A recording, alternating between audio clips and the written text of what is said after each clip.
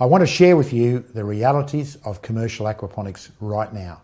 It's happening around the world, and it's time for people who want to have a change in lifestyle, a tree change, a sea change, whatever you like to call it, to get into commercial aquaponics.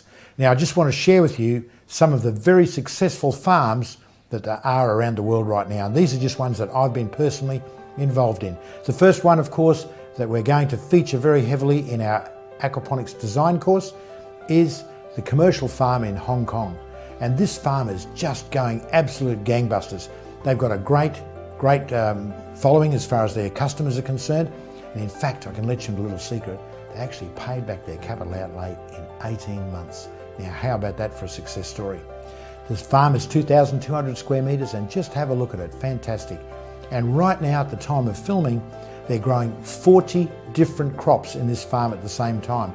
You'll get some people to tell you can't do that. In fact, typically in a hydroponic farm, they are monocroppers. They can only grow one crop at a time because their nutrient is tailored to one crop only at a time. But in a natural system, like our aquaponic systems are, like a garden or a farm, you can plant all sorts of crops fairly close together and you can grow multiple crops. That's exactly what we can do in an aquaponics farm. Just have a look at some of the beautiful produce being grown in this farm in Hong Kong right now. Here's another farm that I've spent a fair bit of time off, and that's called Ouroboros Farms in Half Moon Bay in California. This is a great farm. Ken and his team there are doing very, very well with their farm. And here's some shots of their farm going fabulously well. I don't know how they market their product. I think they do mostly Sunday markets and restaurants and that kind of thing. And there's a myriad of farms now in the USA that are springing up all over the place that are doing very, very well. Now, one of my students, my star students, Arvind, is building farms all throughout the Middle East. He's completed farms. The Hong Kong farm is one. He's got farms in Oman, in Muscat, in Bahrain, in India, just to name a few, and Toronto in Canada. There are farms there that are growing, and they're going really, really well. And here's some shots of these various projects that you'll see, and they're just going well. And I want to just share with you a small interview with Arvind that we carried out a few months ago when we were in Hong Kong with him. So Arvind, would you mind telling us what it is that you do? Just give us an idea. Sure. We run a consulting firm called Water Farmers Aquaponics out of Canada. And what we do is we build aquaponic farms on a commercial scale or a research scale all across the globe. We operate in about 6 different countries now. How many farms have you built? We have about 12 farms. 12 farms? We're running on our 13th right now. So. Okay. We're in this one here in Hong Kong, which is pretty impressive, I've got to say. It's the best one now, what design criteria have you used? We've gone with a hybrid system, if I may. We've done media beds, floating rafts or deep water culture, wicking beds. We're trying out verticals as well. Okay. And we got some Dutch buckets going too. Okay. Yeah.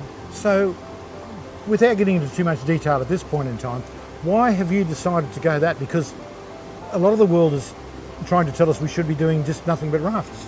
True. What we have noticed is that the health of the biology of the aquaponics system is much better when you go with a system that's more diverse, especially the media beds, taking into consideration the amount of biological activity as well as the population density and the variety in the population as well. Okay. It seems to be more catering towards the complete ecosystem when you have more channels that you use to grow your vegetables in.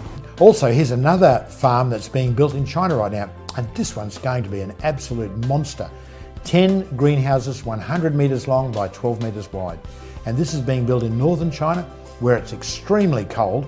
The temperatures, they tell me, can get down to minus 40.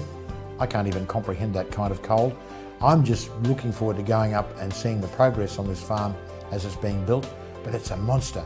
And this is being built to cater to the up-and-coming middle class of Chinese people who want to buy better food and they've got the money to pay for extra food. This is their target market, and I think they're going to have a wonderful success story.